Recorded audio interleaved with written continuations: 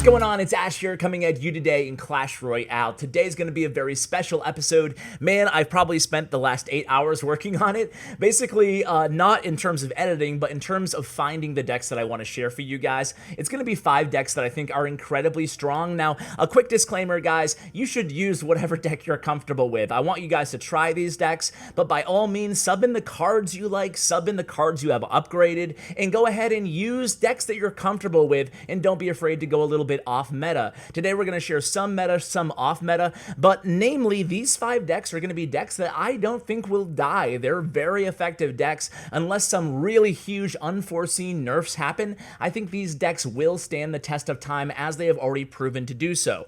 Now, one last quick disclaimer, 2 disclaimers for you guys, is that these are decks that I enjoy, that I find successful, that I am good at. Doesn't mean that you guys are going to. Everybody's a little bit different. So just food for thought, guys. These are not based on win percentages. These are based on me playtesting and me finding decks that I'm very comfortable with. Now, one thing from the 3,000 trophies to the 5,000 trophy range is I found on both my free-to-play account, which I'm on today, and my main account, I found that there's a lot of people who just spam a lot. So for that reason, I liked my decks to either be extremely strong defensively and have counterattack potential after I successfully deal with their spam, or I like to have my deck cycle quickly enough that I always have a defense ready to go. I'm gonna go ahead and show you all the decks right now, and don't you dare leave this video, guys, after I show you the decks. You gotta wait and watch me play them all live, okay? Okay, I'm just joking. You can leave if you want to, but all the deck links, by the way, will be in the description below for you guys. We're going to talk about these decks a lot in depth as we play them. We're going to start with Mortar. We're going to go to Hog Cycle 2.6, the classic, and we're going to talk about substitutions to different versions of these decks. Then we're going to go to the classic giant Pekka deck, Musketeer, and then my favorite deck in the game. We'll probably start with this one. This morning, I was able to climb from 3,200 trophies because I haven't played this account in quite a while, all the way to 3,700 without losing one match. I'll show you my battle log as well. And then, of course, a really off-meta Golem deck that, I'll be honest with you, somebody played me with this deck, and I was like, this is kind of wacky, but it's kind of good in a weird way. It's expensive, there's no pump. Everything from looking at this deck makes you think this isn't going to work, but for some reason, it does work. I actually like it better than Golem pump decks in the 4,000 trophy range or a little bit lower. So anyway, guys, we're going to talk about all of these decks today. Again, some classic, some a little bit off meta, but let's go ahead and start with my favorite deck. For those of you who don't know, by the way, this deck right here, I shared in a standalone YouTube video a few days ago. I'll link it below. We really get in depth. I've used this deck to consistently stay in the top 2,000 in the world on my main account. It's definitely my favorite deck in the game. So let's go ahead and start with this one. I'm going to do one replay. Everything else will be live matches because I want to talk about this deck. You can see battle log here. As I said, guys, all either draws or victory. Just been absolutely tearing it up. So let's go ahead and show the last replay, which was kind of a hard counter in the sense that it did have the Inferno Tower, and it's just a pretty solid deck that my opponent was playing, and he made good decisions throughout the match as well, except for, and I made some bad mistakes and some bad decisions, so that's why I wanted to show you this replay. We'll talk about my mistakes, but more so than that, I really kind of walk you through my mind process in this match and show you why I made some of the decisions that I did. So you can see here, things start out very, very bad for us. The pump is the second to last card, the 6th card in our rotation, so I decided to defend pretty heavily there against that Royal Ghost, partially because I'm trying to cycle to pump. If I had pump in my opening hand, I would have been more apt to take a little bit of damage from that Royal Ghost and then play my Elixir pump, but I didn't have it. So at this point, I make my first mistake. Giant a little bit too late there, wasn't able to pull that Dark Prince. I'm not panicking yet because I do have pump finally in hand. I put skeletons behind the Dark Prince just to DPS him down. At this point, I see the Inferno Tower. I'm still not going to panic, and I'm not going to support my solo Giant into the Inferno Tower. He used 5 Elixir to defend my Giant, even though I responded to the Dark Prince with the Giant. I figure at this point, we're pretty much even in Elixir. I make my second mistake here. I placed that mini Pekka too low. I told you I made a lot of mistakes in this match, and that is why I want to show it to you, that you can even overcome mistakes. From here on out, I don't make any mistakes. Well, arguably, you guys can let me know. But those are really noob moves by yours truly, and I did them anyway. So here I want to lightly defend in the right lane. I want to cycle to my skeletons. I want to keep that tower alive. I don't want to just sacrifice the tower. I'd rather pump up again, to be honest with you guys. And that's exactly what I'm going to do here. I pump up again because in the first 2 minutes with this deck, if I'm not in the lead in the first 2 minutes, I'm very comfortable just pumping up until double elixir time.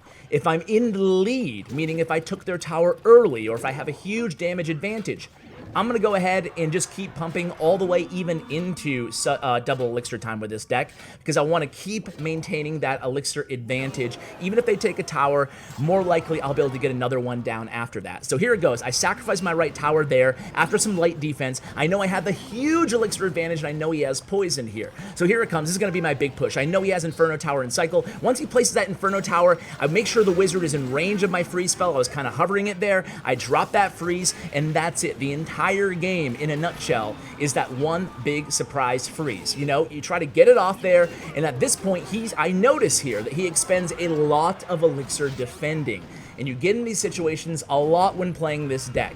He kind of panics when he sees the freeze. He doesn't want to get 3-crowned, so he spends way too much elixir defending on the left lane, even though he kind of had to be honest with you guys. And here I'm able to pressure in the opposite lane. Meanwhile, the defending troops or the leftover troops from that freeze spell end up 3-crowning the opponent. So hopefully you guys get a feel for this deck. Again, I'll link that video that I did really describing it in the description below if you guys are interested. So I didn't push super high because honestly, I'm kind of running short on time here. I want to get to Legendary Arena, so let's go ahead and just start down the line here. We're going to start with the Mortar Cycle deck. It's with the Rocket, so it's a little bit more expensive at a 3.0, but it's a really solid deck. If you guys don't have Log, I would recommend either running, you can run Fire Spirits in that spot if you want to go kind of a little bit off meta. You can also run Zap if you want 2 spells. Lastly, you can run an Ice Golem if you want, instead of the Ice Spirit, and then run Zap in that spot. So you have some flexibility there. Let's go ahead and jump right into it, guys, and see how we do. So I am not a Mortar player, but hopefully I've had so many Mortar pros on the channel that I can kind of walk you through a matchup. I'm not afraid to start out with a Mortar. I want to place it one tile to the left of the bridge there. Excuse me, the lane. And you can tell he kind of hesitated there. I'm just going to go ahead and log, buy a little bit of, oh, there it is. There's the Elite Barbs. And again, we're just buying time here, cycling, more so to kill the Elite Barbarians and help deal with the Witch a little bit than necessarily trying to get tons of damage. So here I'm going to have to wait till that Witch locks onto the tower, and then I'm going to go ahead and drop my bats. Now, he's going to get a lot of damage here with the Prince. As I said, people get very, very spam happy there, but he used a lot of elixir, so I'm confident that I can get a Mortar down here and protect it. Oh, look at that. Okay, so he drops the Inferno Dragon on the Mortar there. That's fine. Obviously not ideal because we don't get a ton of damage, and he is in the damage lead here, but it's okay. We want to keep the pressure up, and the archers will be able to kill the Inferno Dragon, but we don't have the elixir lead anymore. I would say we're probably closer to even.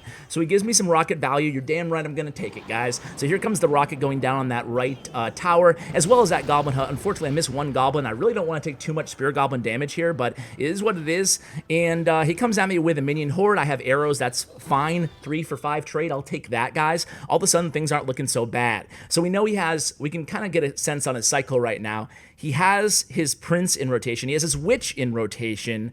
What else does he have? Inferno Dragon in rotation. So because he has all, and Elite Barbarians, how could I forget, right, guys? So because he has all of that, I'm going to go ahead and bats over here. We're going to do a late log. We're going to go ahead and put a knight right in the center there. That way the Elite Barbarians were split, and then I'm going to back everything up with archers in the back. So again here, guys, pretty good defense. That's exactly how you want to handle Elite Barbarians coming at you there. And you notice we weren't super aggressive with that Mortar play. We didn't play the Mortar there. Now we're going to play it as soon as this Witch dies.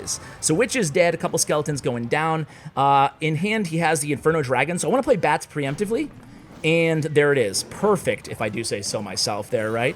And then he drops so he made a mistake here. But I don't want to overreact just yet. Oops, that was what you call a pro move with Ash. Now I will overreact. So, yeah, a good idea is to never, pro tip is to never throw away your log for no reason at all. Now he's going to be able to take my right tower. Way to go, Ash. He shouldn't have taken my right tower if I didn't throw away the log. Misclick. What can I say?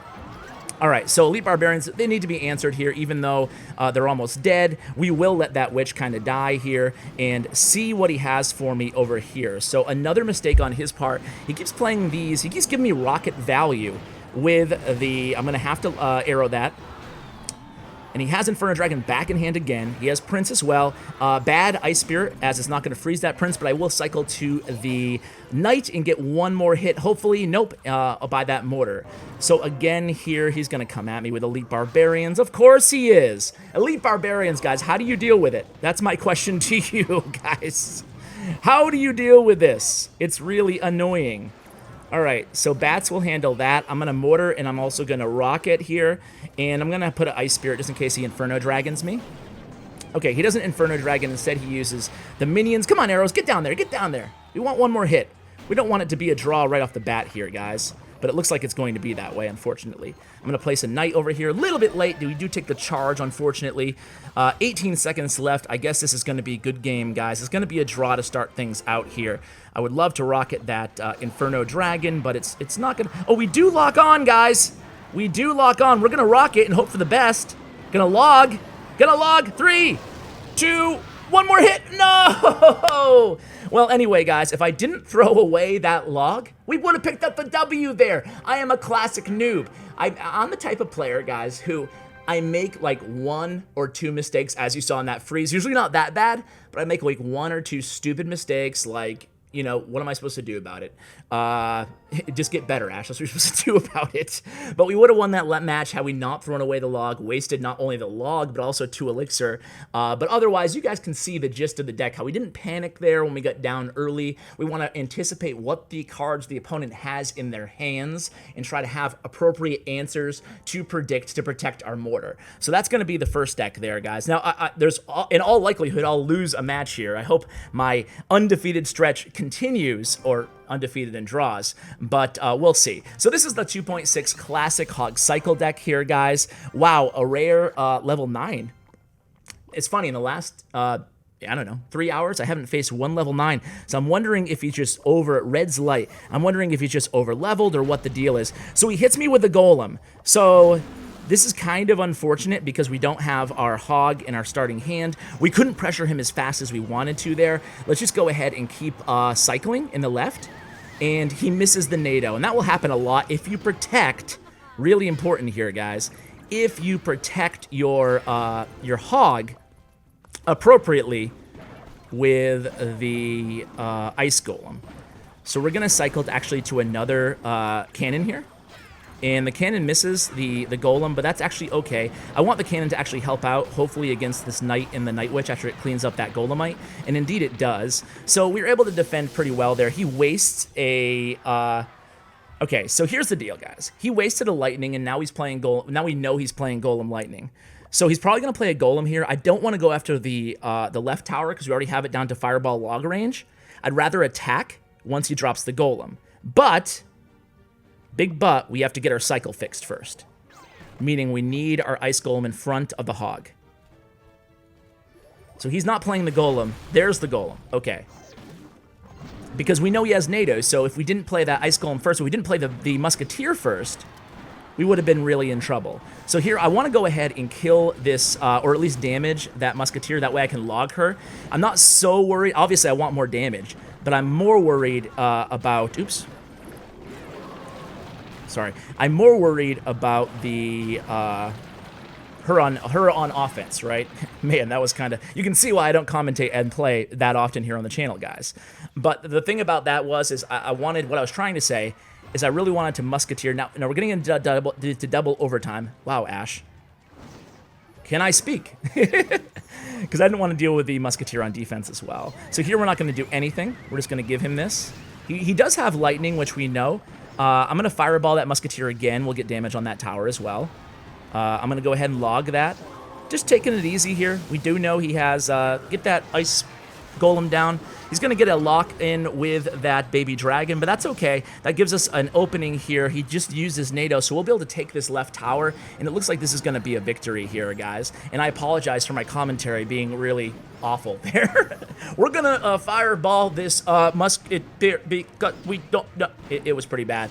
So it looks like he's given up. We'll go ahead and finish off with a 3 crown, and there you go. That's how you handle a beatdown matchup when you're playing a Hog Cycle deck. You can see how we apply pressure, we get our cycle correct, we find out what his counters are. In this case, it was a NATO, so we wanted to make sure we always had the Ice Golem protecting our Hog when we execute those pushes. What I was trying to say there is I did fireball that Musketeer because I wanted to have her in log range so I could kill her and she wouldn't support that Golem push. So let's go ahead into the next deck here, guys. It's going to be a classic Giant deck. So a classic Giant deck, free-to-play friendly. You can sub in Zap again for log if you guys don't have it. We're going against Anagakak. Good luck. Thumbs up. So I'm just going to cycle to start out here. He goes ahead and he drops a baby dragon in the left. I'm assuming we might be playing another Golem matchup, which will be entertaining because... and he goes ahead and he drops a very aggressive rocket. So I was late on that that Giant there, but because he's already spent 10 elixir, I know I have a slight elixir advantage here. I'm just going to... Oh, look at me. Oh my god, are you kidding me? I'm just going to let that all go. I'll just log them all after. And again, I don't want to log just yet. I want to wait till that princess is in range. And that was very interesting. He has mirror in my log. Oh, the plight of the free-to-play, my friends. The plight of the free-to-play. We do let that princess in the left, unfortunately, get a hit off. That wasn't good, but log can't kill princess. So if your log is very underleveled like mine, guys, you can go ahead and consider subbing in arrows. I prefer to stick with log, even if it's only level 1 like mine. So we know he has rockets, so we're always going to be dropping our Giant behind the tower and not our Musketeer, obviously, guys. Some situations I wouldn't hate. We're going to fireball this. Just going to delay a little bit just to see if he drops something else with it. Usually they don't. We know he has gang in hand, so we're going to hover the log. We're actually going to go ahead. Ooh, we logged the wrong one, but that actually might be the right one here because we might not be able to kill the other one, to be honest with you guys. I'm going to put an Ice Spirit down there, and, oh my god, that Dark Goblin still locks on? That's not fair. That's not fair! So, I like that this guy's playing mirror, though. Kudos for him to go, a bit off meta there, guys. So, we're going to drop the Giant now. We leaked 1 elixir, which is not good. Try not to do that at home. And again, in double elixir, things get a little bit more interesting. Because he placed the Knight there, I'm going to place the Musketeer again a little bit higher up, because the Giant will pass the, and again, I'm just going to play the, this time I can log that up. I'm going to fireball, oh man, I fireballed the wrong princess again. Ash, how long are you going to fall for this trick, dude? How long are you going to fall for it? We don't get a swipe there, not what I was looking for. I'm going to go ahead and place down the Musketeer here. And I'm going to log this all up again. We won't kill that princess. No way in heck we're going to kill that princess. But we're going to let that other princess go for a little bit, guys. And we're going to fireball this level 4 princess. Are you kidding me, guys? Are you kidding me? All right, so we're going to play the Musketeer up here. I'm going to play the Giant first, though. So Giant. And then Musketeer. Got to be careful at how much damage we take there, obviously. All right, here's a fireball and log combo. That should be good game. Oh, no, that was a smart rocket by him, but not that smart, right? Because we're going to, oops. All right, he's going to be desperate here, so we got to be prepared for spam, ladies and gentlemen. I'm actually going to go ahead and Mega Minion in that lane because it's lower, and then we will have enough to finish off that tower. Even if our log doesn't do it, we know the fireball will. So there you go, guys. Not bad, right? Again, maybe a couple little technical errors in that match, but overall, you guys kind of got the gist of it. Let's go to this crazy deck here, guys, and see how we do, you know? A quick preamble about this deck. I'm not sharing these decks, again, like kind of willy-nilly with you guys. I'm trying to think them through and make sure that I have success with them and I'm comfortable playing them so I can describe them appropriately to you guys. I played Giant Pump with Double Prince. I played Golem Pump with Double Prince. I played Golem with Lumberjack and Night Witch. I played Golem with Elite Barbarians. I tried a bunch of Elite Barbarian decks. I tried a bunch of Royal Giant decks. Didn't like any of them. I didn't. And I got to the point where I was even looking at some use rates on Stats Royale, and I was saying to myself, should I share a deck that I don't love with these guys in this video? Or should I look for a deck that I love, that I actually can win with? That's why I'm sharing this deck with you guys. You could try Golem Double Prince. I've shared that deck many times before. You could try Golem, Lumberjack, Night Witch. I'm talking just ladder here, by the way, guys. Those other decks are probably better in challenges. This is the deck that I had the most success with. So this is the one that I'll share with you guys. Let's go ahead and hop right into a match here. We're getting very close to Legendary Arena. All right, so we're going against a level 11 this time. We'll give him a thumbs up and a good luck. And look at this starting hand. Are you kidding me? It's an unorthodox deck. Can't guarantee a win. But everything in this deck is expensive, so we're not going to make the opening play, even for a YouTube video. So we're just going to go ahead and answer that with an Executioner. We do have Golem in our starting hand, but we're not going to play it. This area is way too spam happy to play a Golem as the opening play. But now I'm going to play a Golem because he's already spent 7 Elixir. I had only spent 5.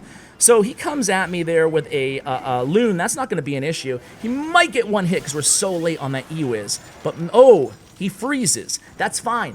I'll take it. He won't kill my tower. Oh, he's going to Barbarian Barrel. Okay, he will kill my tower. I take it back. No, he won't.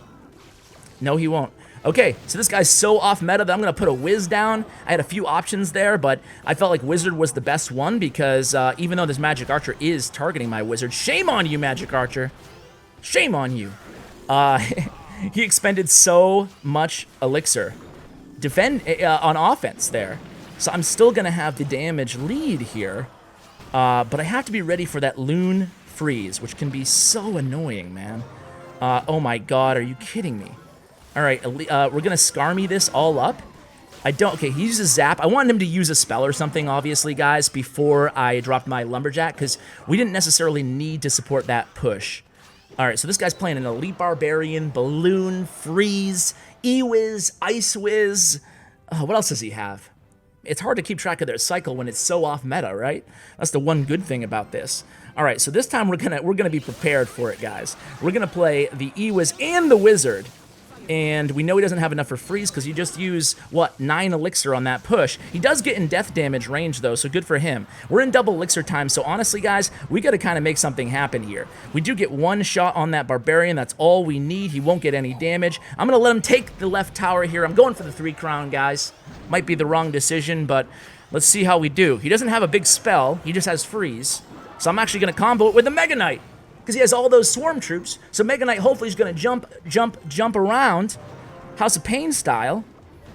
And this time we're going to, okay, he's coming at me. He's going to go for the 3 crown too. He's going to go for it too, guys. We don't like that. I'm going to place an E-Wiz over here this time instead because he's going to freeze my Executioner. Here we go. We're going to take his right tower. We're going to wait till the tower's down. Then we're going to drop our Lumberjack. We dropped the Lumberjack. We are ready to go here, guys. This is it, baby. We're going to 3 crown this dude. And you can see how this deck works, guys. It's really cool, but it's really heavy. And as I told you guys, I'm talking like I already won. It's still going on. But as I told you guys, well played. It's very off meta. It's very weird. But for some reason, I keep winning with it. Haven't lost with that deck. So, you know, I mean, it is what it is, right? I guess it is what it is. All right, guys, well, there it is. I've showed you my favorite 5 decks for ladder from 3,000 to 5,000 range. Let me know what you think. Let me know what your favorite deck is. Huge shout out to Bren Chong, my YouTube partner. Check out his information in the description below, along with every one of these decks. If you guys like the channel, consider subscribing and turning on your notifications. I upload every single day, and I'm first on the scene with news and update information that we should be getting actually very, very soon. So, guys, thanks so much for watching, and as always, take care, guys.